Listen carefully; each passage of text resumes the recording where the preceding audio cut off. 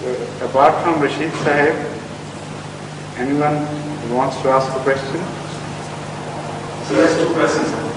You have lent him questions? No. Are you sure? Slightly very. Okay, good. But I have checked with my uncle first. So the job which I do involves borrowing and lending money in the wholesale market to banks and institutions.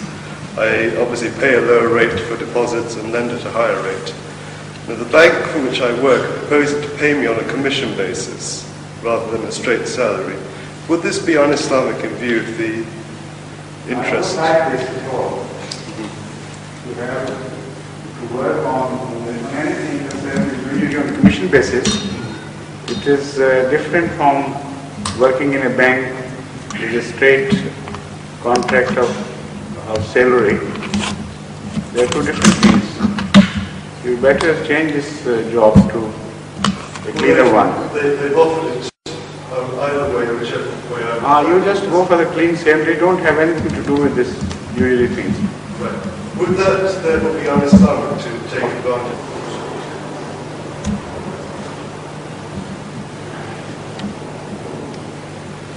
What is the second question? You Well, had two. the second one was to do with an article in the Times last week. There was a photograph in the Times last week, I don't know if you saw it, of Muslims praying in China, in a certain province, I forget which one it was.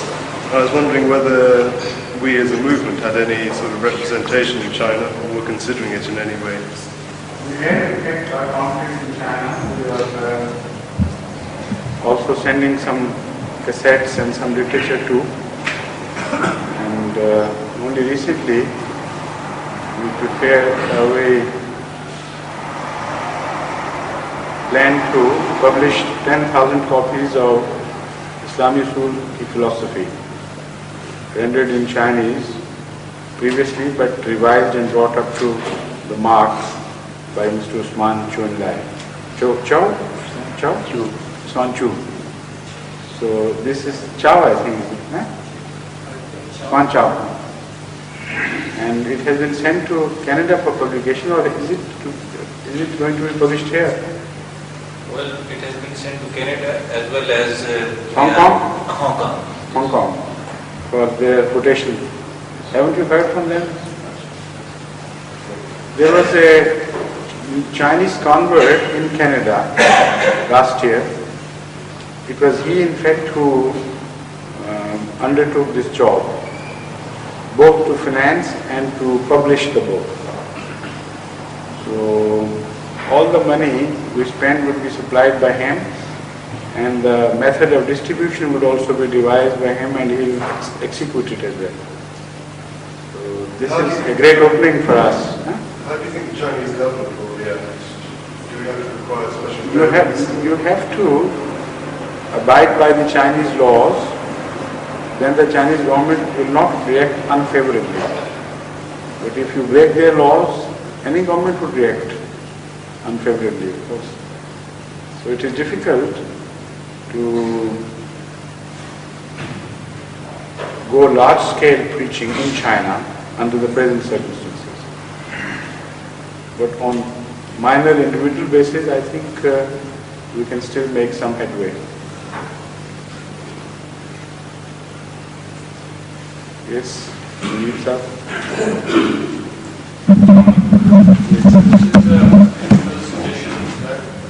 That in near future, United Kingdom will have cable television, and the government has given go ahead to have cable television. And I was watching a documentary yesterday where I find that it will be much cheaper than the ordinary television time to buy. Would Huzur consider availing this opportunity? As I gather, it will be about £1,000 for an hour. But for an hour. And yes, sir. They will be, as I gather, they are short of programs as yet, and they would rather be looking for. They would be rather looking for this.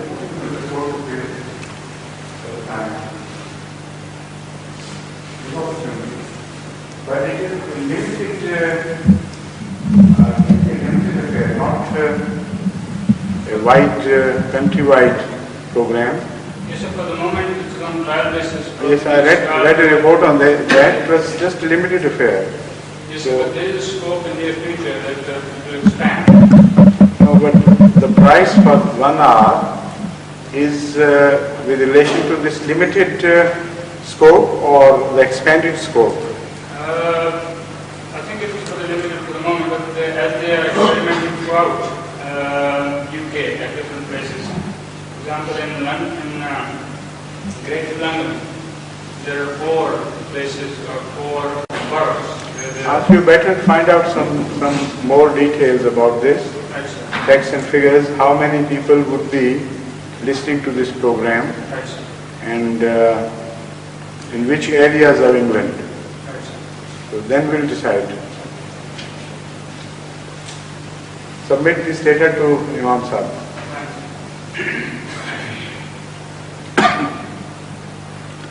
Now, Chaudhry Muhammad Abdul Rashid Sahib, your turn has come at last. So this is Hazrat Masih Maud Allah. The more you ask questions, Yeah. the size of this packet on which you have written questions is swelling the more instead of decreasing. Well, I have few questions. Your rate of collecting questions is faster than your rate of asking questions. It's true, sir, because I have problem at home. You know, I love to come every day, but you know, my heart is here all the time. This question is from Hazrat Masih Maud saying, एक दफा एक शख्स नमाज पढ़ रहा था, तो हजरत मसीह मौद अलैहिस्सलाम ने उसको आवाज़ दी, उसने नमाज तोड़ दी और आपकी खिदमत में हाजिर हो गया। लोगों ने इतराज़ किया, तो हजरत मसीह मौद अलैहिस्सलाम ने फरमाया, अगर कोई शख्स नमाज पढ़ रहा हो और खुदा का नबी उसे बुलाए तो वो नमाज भी तोड़ सकता है। Not only this, it is an order. The fact is that once this happened at the time of Huzur Akram sallallahu alaihi wasallam, Huzur called for a sahabi, for their companion, and he came a bit late. So Huzur sallallahu alaihi wasallam asked him why. So he said, I was saying prayer. So Huzur was angry at this. He said, didn't you hear me calling you? That was enough. The point is that Imam, particularly this relates to the Prophet in fact, but occasionally a situation may arise that deriving authority from this, other Imams also may order people to leave the prayer for a national issue more important, because there can be some crises which affect larger national issues where urgency is highly required. So it is not for the person to decide, it is for the Imam to decide whether this opportunity has arisen or not. That is with regard to every other Imam who derives his authority from Huzur Akram sallallahu alaihi wasallam. As far as the Prophets go, this is their prerogative. When they call anyone, the question simply does not arise whether this is that occasion or this occasion. He must immediately attend to the call. And as far as I remember, Huzur sallallahu alaihi wasallam mentioned that verse of the Holy Quran as well, where it is said that whenever you are called by the Prophet, pay immediate heed. So, but this is to be checked. This I know positively, that Hazrat Rasul Akram sallallahu alaihi wasallam did not like his tarrying behind and reprimanded him for this. In Surah Al-Anfal, sir, the ayat is Ya ayyuhalladhina amanu istajibu lillahi wa lirrasul idza da'akum lima yuhyikum. I know. But what I mean to say is that as far as I remember, Huzur sallallahu alaihi wasallam also mentioned this verse or some other verse, but this is not positive. So we'll have to investigate further exactly the wording of the tradition. You better, who would do it here? you better write to Hafiz Muzaffar. He would produce that particular hadith. So it is not surprising. Hazrat Masih Maud ﷺ acted exactly as he found Hazur sallallahu alaihi wasallam acting in a certain situation. Because he did not impose his own will. He was just representing Hazur Akram sallallahu alaihi wasallam. You know, a Maulvi, a bigoted, small-minded person may say that it is shirk. He is worshipping and yet he attends to another person's call. And they simply miss the point altogether. Even at the cry of a child, you are expected to shorten your prayer, even if a wild animal has visited your house. You are expected to leave the prayer and attend to that animal first. And if a mullah is eating food, he is to prefer his food rather than go to the prayer. All these things are not objectionable. But if the Prophet calls and you do not pay attention to that call, they say this is to Islam, and to pay attention to the call of the Imam is against Islam or the unity of God. This is all nonsense. They should understand the essence of things and know that the call of the Imam is not as against Allah. Idolatry is something quite different. It is for the sake of Allah. And to accept in the order of the Imam is worship. So it is worship against worship, not worship against the materialism. Islamic concept of prayer and the situations of emergency is very wide and elastic. Within the scope of that concept, you should train yourself. Please. Second question, yes. Again, sir, quote from Hazrat Masih Maud ﷺ. आपने फरमाया कि अंबिया के इनकार की वजह से दुनिया में अजाब नहीं आता, बल्कि अजाब महज शरारत और फसाद की वजह से आता है। अगर लोग तकवा की ज़िंदगी बसर करें तो महज अंबिया के इनकार की वजह से इस दुनिया में उन पर अजाब नहीं आ सकता। Very right, yes, this is correct. And then there is one kafara for one qalila. Mahz, have you not read the word mahz? Yes. What does mahz mean? So that explains your second question. When Hazrat Masih Maud ﷺ has said महज अंबिया के इनकार की वजह से अजाब नहीं आता, that means that because it is not the only reason, but to reject अंबिया is also a reason. It is not ruled out. This is why Hazrat Masih Maud ﷺ has said that read my books 3 times to fully understand them, because his language is very correct and methodical, and it is so important to pay stress, to understand the wording, that if you just loosely go through it, you may infer completely something different than what he wants to say.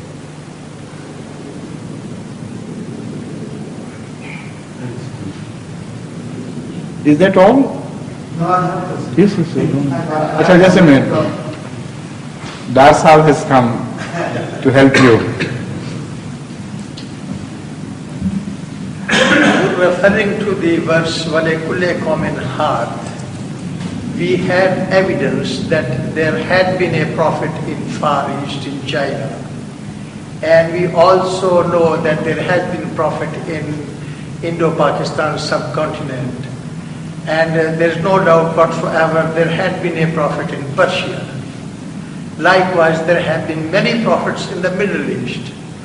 Is there any evidence that there has been a prophet in Russia or African continent? Russia, by Russia you mean Russia, geographical Russia of today, political Russia of today?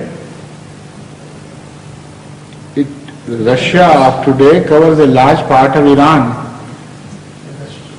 and a large part of China, originally, which belonged to the Mongolians.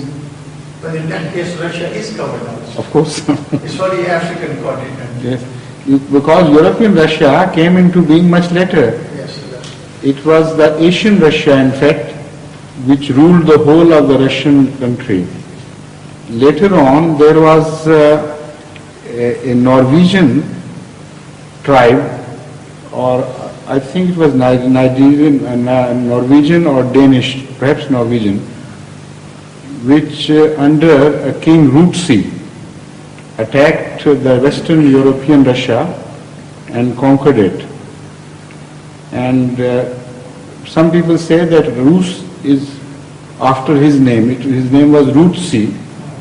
So this is why ultimately it became Rusi and Russia. But whatever the reason be, he is the original empire builder as far as Europe is concerned. And even after his death, for a long time, during his dynasty, they used to pay tribute to the Khwanin of Asia. In fact, it was held under Mongolian sway even after European Russia had come into being. And it was after many generations from them that ultimately they threw the yoke of Eastern Empire and became independent entirely. So, as I have mentioned before, geographies are not fixed things. They should be read in context with the history. So they are historical geographies as well. So if you consider the historical aspect of geography, then many question is solved automatically.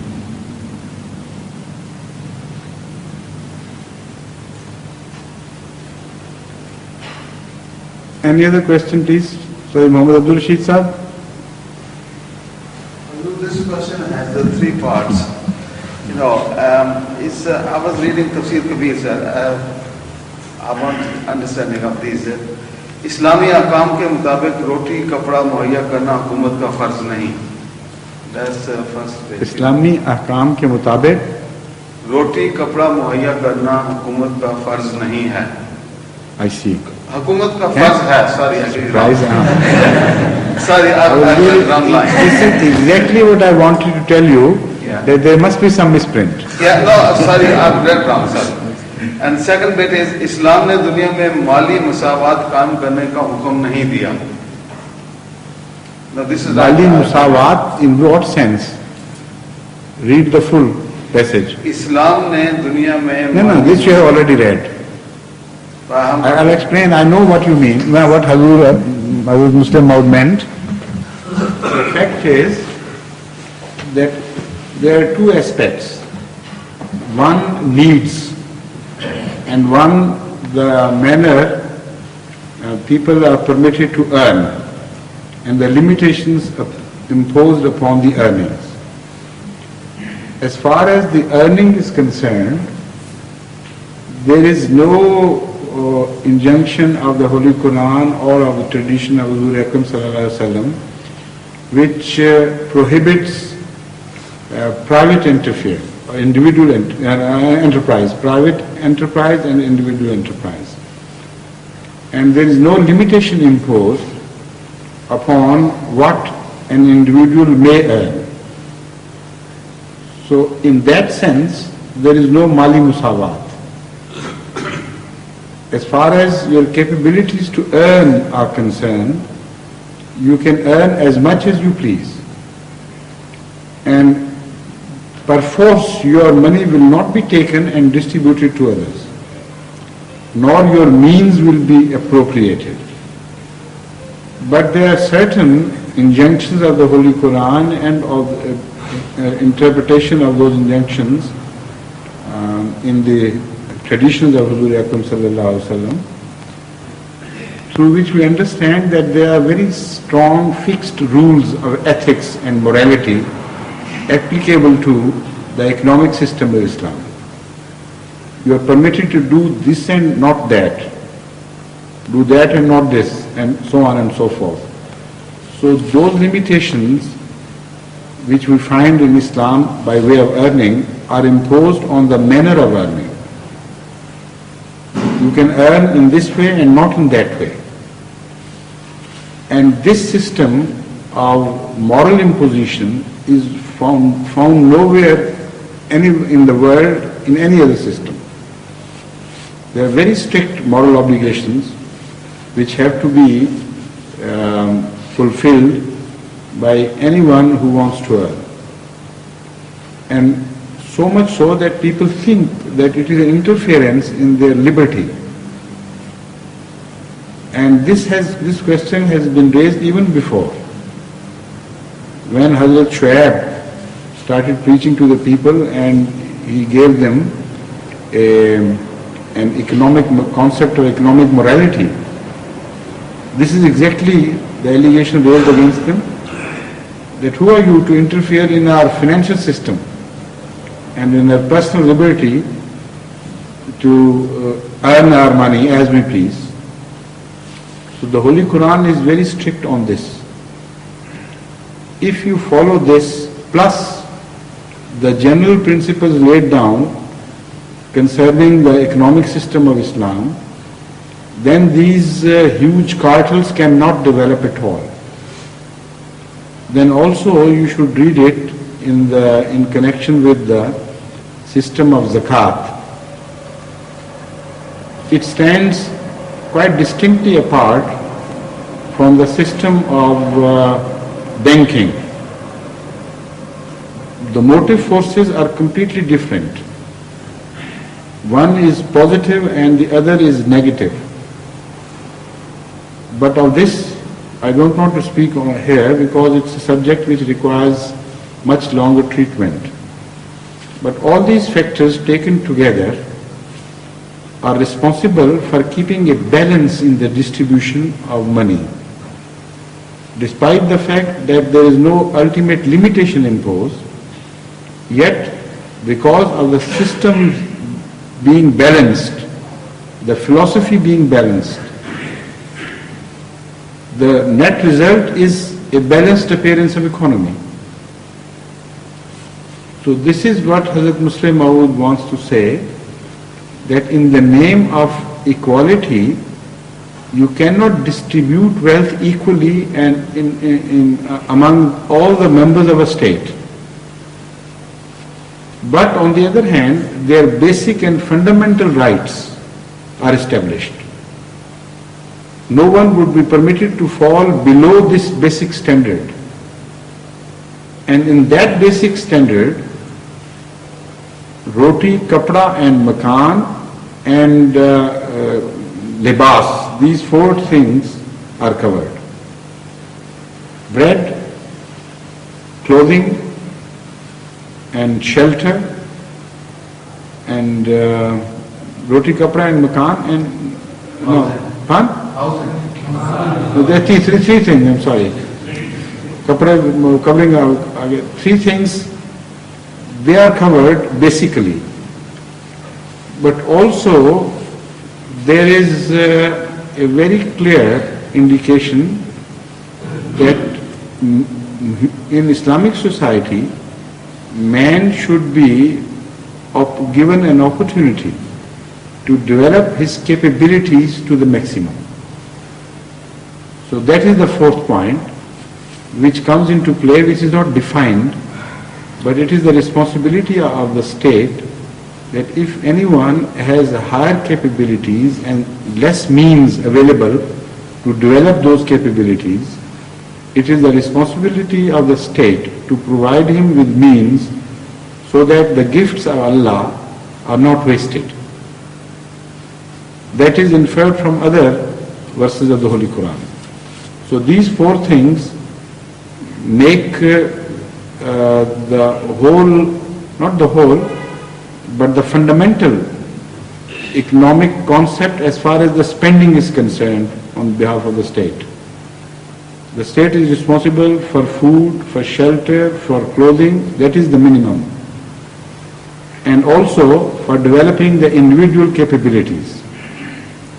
Now, if the individual earning, on the one hand, acquires a volume which leaves the state poorer to the extent that the state cannot fulfill the basic requirements of its citizens, then the state is given a right to interfere in the individual earnings only to the extent that the basic fundamental rights of the people, of the citizen, are fulfilled. That is why at certain times, Ahmad sallallahu alayhi wa sallam is known to have collected the entire properties of the people and redistributed them equally among all. Now that was an exceptional decision during a crisis, when if Hazur Akram sallallahu alayhi wa sallam had not done it, some might have had some superfluous food with them, or things, whatever they were, and some might have been left to starve. So that is to say, a situation had arisen in his time where the fundamental requirements of the people had demanded this equal distribution. So then he ordered everybody should pool whatever he has. And when everything was pooled, then he redistributed equally. So some people infer from that communism, the seed of communism was sown. It is totally wrong, because when that situation was over and he returned to normalcy, then he never did it. The principle which has to be understood, and it's a very important principle to understand the actions of Hazur sallallahu alaihi wasallam, is this, that if he has deviated from his past practices and adopted a new method, and then he has not left it till his life, till his death, then that would mean that he has nullified his previous practice, and the new practice is now the official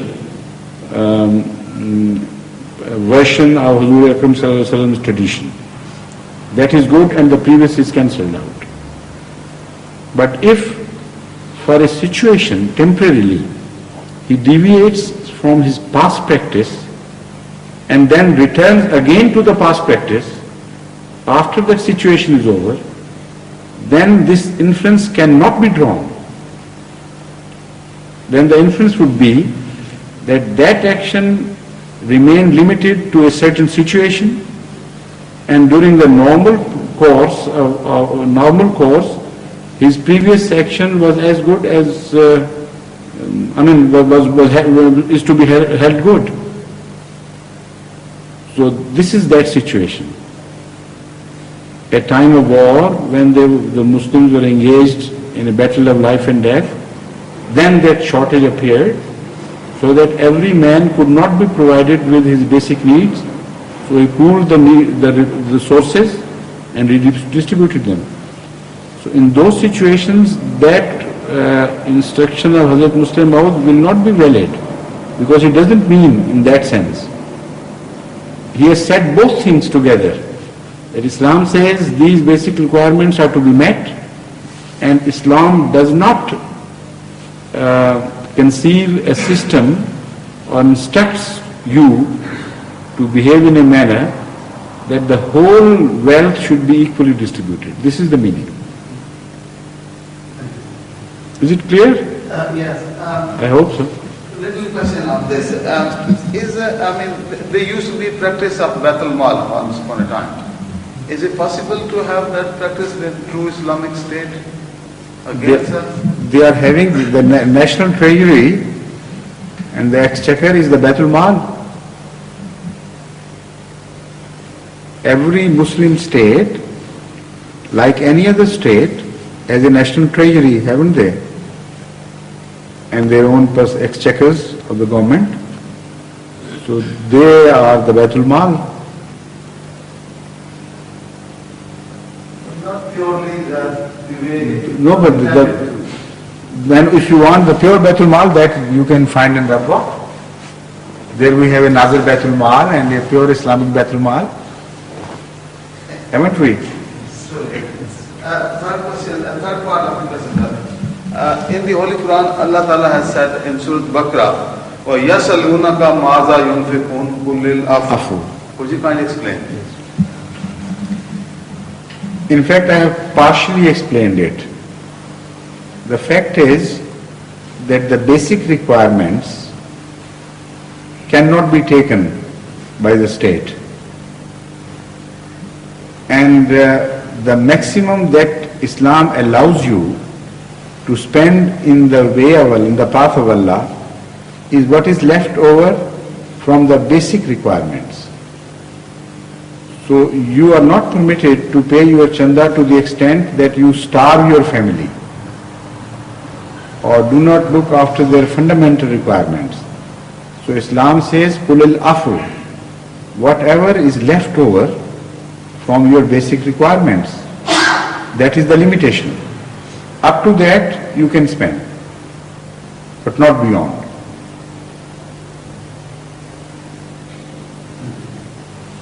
Yes, please.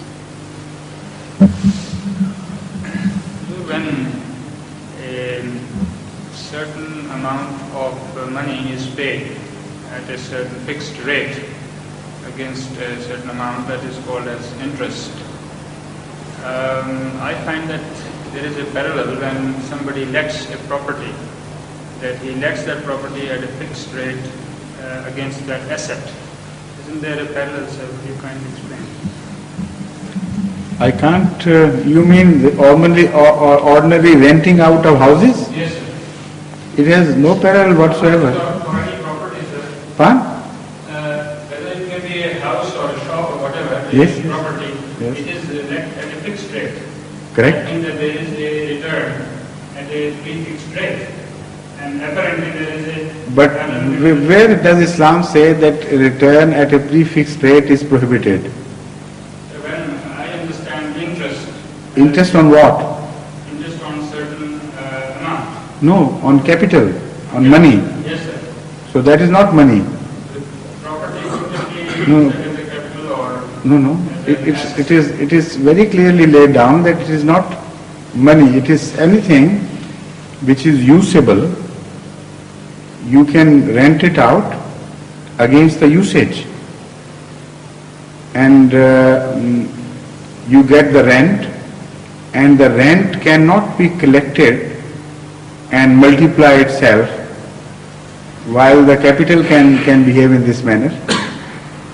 Suppose 6 months rent is due to you, you are not permitted to charge interest on the 6 months rent in the same ratio as there is between the value of the property and the rent, because this is not interest. This is completely different altogether. The fact is that you must understand the philosophy of this prohibition. Capital, which is fluid money, that is used to propel the wheel of economics. And Islam prohibits the usage of this source of energy in a manner as it is, number one, it is not directly involved in the propulsion of the machinery, economic machinery, and the person who lends completely breaks away from it and begins to charge on the capital itself, regardless of its production. Now, I'll have to explain this because it's a rather complicated affair to understand this philosophy and make distinctions. The fact is that when you use money to move the wheel of economy yourself, the wheel of economy will not create predictable results. It's impossible for anyone to predict whether it will run into profit or will decrease the capital. Can you predict? No one can. While if you rent out a house, the benefits are predictable. And the moment the benefits cease to exist, he is at liberty to leave the house and go away and nobody is at loss. But here, when you give money to somebody else for employment in economic concerns, it all depends, and there are so many factors involved, whether that money will multiply or decrease. So when you don't know whether the money is going to multiply or decrease and at what rate, how can you fix a rate of profit on that money? You follow this? There is a positive distinction between this and the renting out of houses. You can't conceive of a situation when the person who has taken your house comes to you and say, oh, it is a total loss. That house, I paid you for 1 month and I could not draw the benefit out of your house, and everything has been lost totally. I mean, this is irrelevant. This has nothing to do with the situation of the house.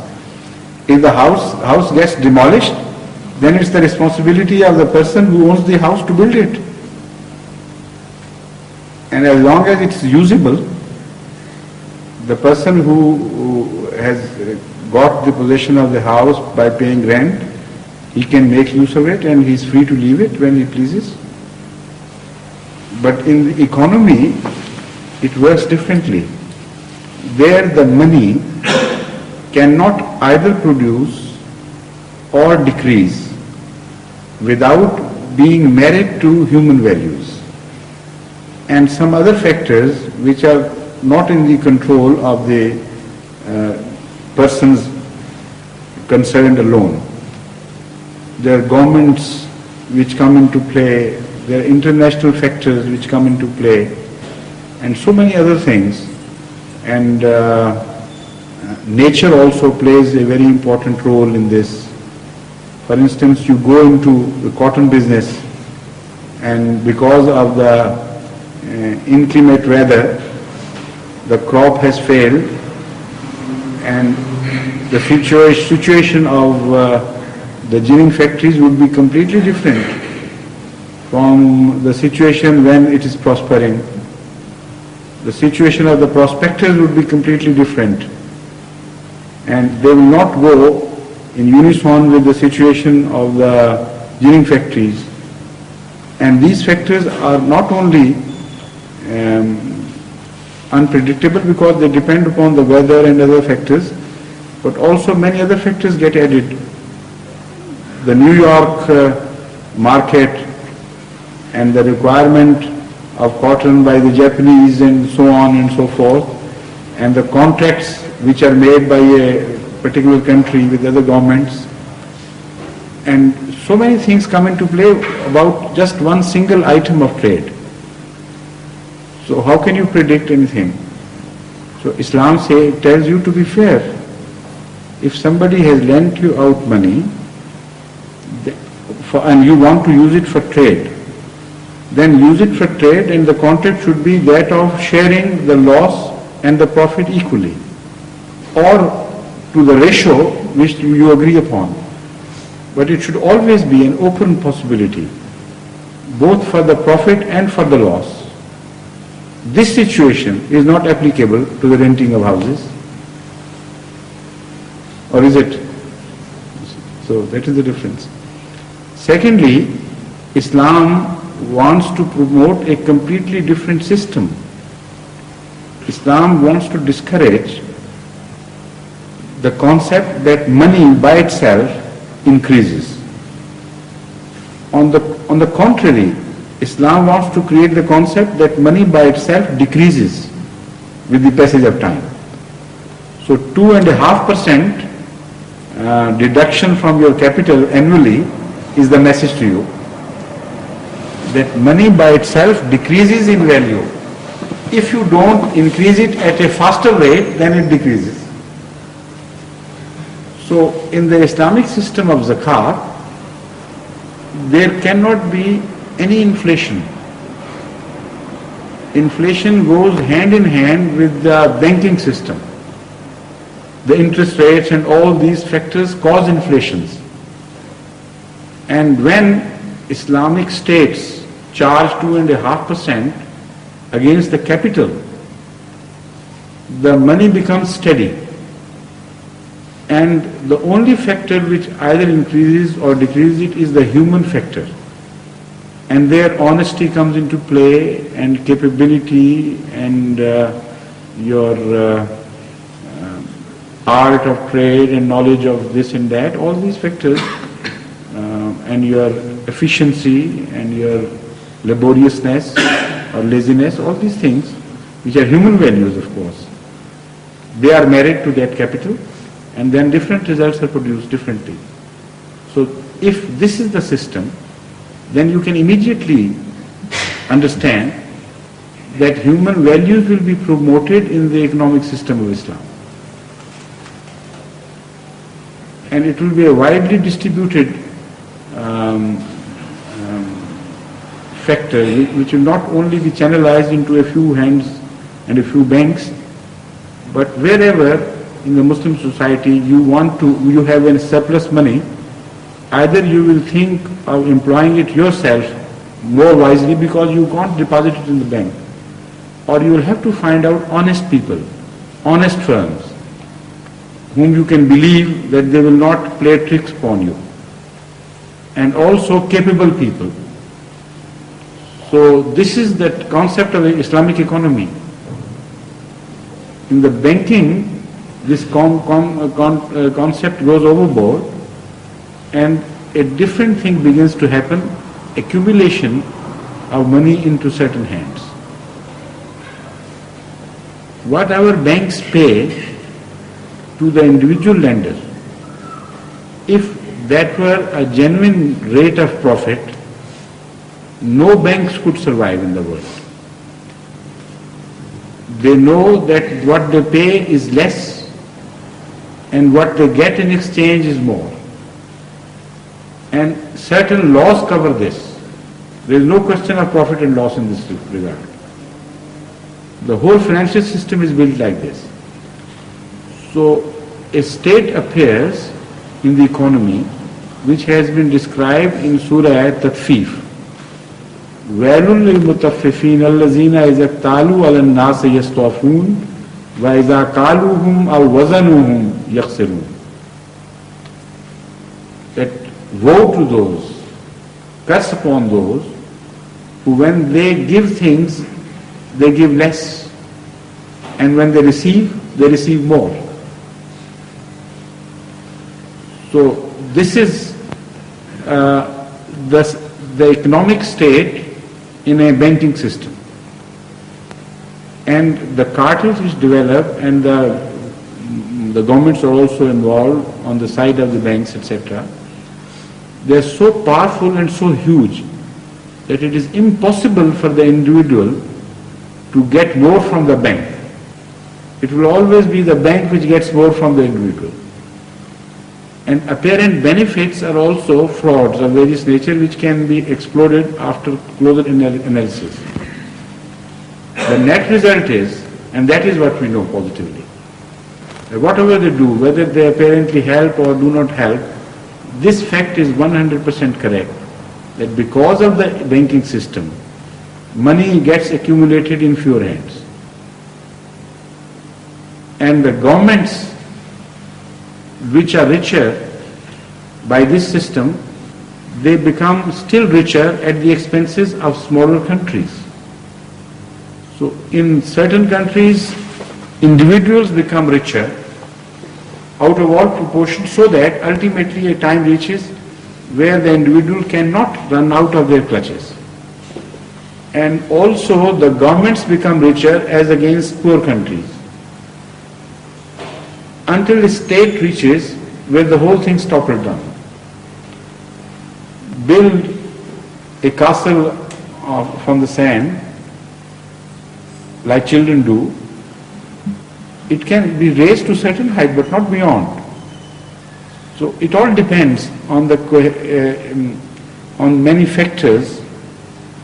For instance, cohesiveness of the material, the internal strength of the material, the design of the building and all that. But there are always limitations. You can build skyscrapers, of course, in American economy, for instance, but the skyscrapers have also their limits. Similarly, and those limits are directly related to the base, and the sum total of the engineering knowledge and mathematics and so many other sciences, all these form a base. The wealth of the country plus all these factors belonging to the realm of knowledge, they form the base. And the base has a direct relationship to the height of a building. Like in material terms, this is also true in the terms of values. So in America, there is a possibility for the economy to rise to a greater height than there is a possibility in Pakistan, for instance. The accumulation level, which reaches a dangerous point, would be different in different countries. But there would be a level, this I must tell you. And when that level reaches, then the economies begin to collapse and then the world wars appear. And then the banking system plays its havoc in another way by promoting and prolonging the wars. So this is the nutshell, in nutshell, the analysis of the Western economy, system of economy. But in Islamic system of economy, these things cannot happen. But where is it in practice? That is the point. And it cannot come into practice unless Ahmadis spread out in the world and do preaching and ultimately win lands where they can demonstrate Islamic system. So that time apparently is not yet come, but you must at least guard your system as far as theory is concerned. Every Ahmadi should be well convinced that Islamic system is the only true answer to the world problems. Because otherwise, this system is bound to end up in wars. There may be greater distances between wars due to other factors which raise the threshold of patience. But ultimately, these things are going to break down. And this is why Islam, in the Holy Quran, in connection with this system of banking and usury and interest, whatever name you give it, gives this clear manifest warning to the whole mankind. That if you are not prepared to leave this system, then get prepared for a war with Allah and His Messenger. بِحَرْبٍ مِّنَ اللَّهِ وَرَسُولِهِ. What is the full verse? Full verse? فَازَنُوا بِحَرْبٍ مِّنَ اللَّهِ وَرَسُولِهِ. The first part of the verse relates to this, exactly this question.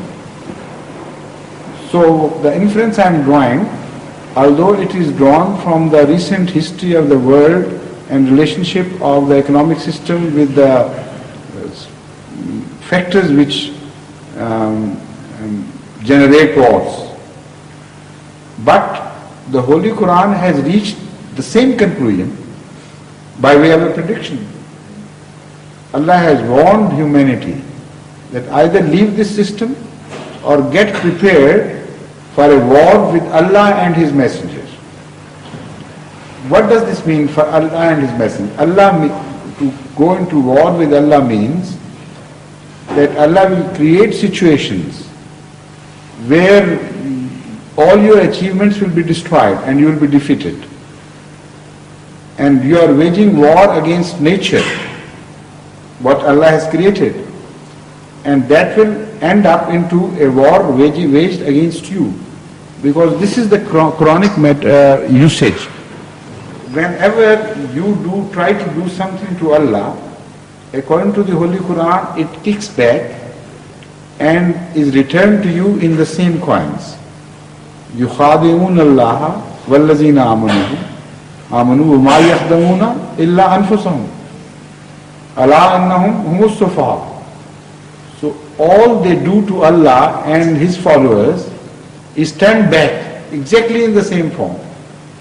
So when it is said, be prepared for a war with Allah, that means a war will be the outcome.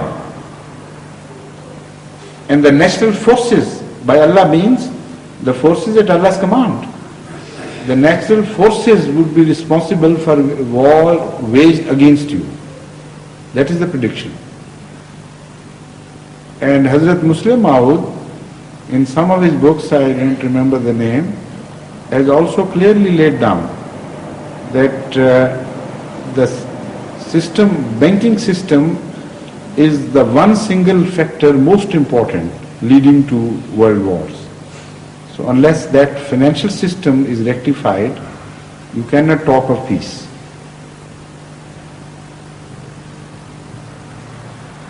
But I mean, I couldn't do justice to this subject in so short a time. It's a very wide subject, and during my answer, other things kept cropping up, that this should also be attended. There are so many factors to this question which should be treated independently, in fact. But that is the subject of a longer address, not of this majlis. So it's time now for the prayer, unless Chaudhry Muhammad Rashid Sahib has something which is bothering him. It's a small question. Yes. Sir, beside Dua Maghfirat and Sadqa Jariyah, what else one can do for their parents who have died? Dua Maghfirat and Sadqa Jariyah, one can do quite a few things other than these. The fact is that if you live the good points of your parents, that is the best thing you can do for them. Everybody has some good points and bad points, and none is perfect. Apart from the Prophets, leave them alone, they are comparatively perfect. But leave the bad points of your parents alone and take up the good points. This is the best service you can do to your parents. And if you do that in reference to them, then maybe Allah goes on adding goodness to their account and starts deducting their bad points, because their offsprings have cut them off completely. So it will be a very effective silent prayer for your parents. And secondly, you should be kind to those to whom your parents were kind. You should love those whom your parents loved as much as it is within your scope and it is possible for you.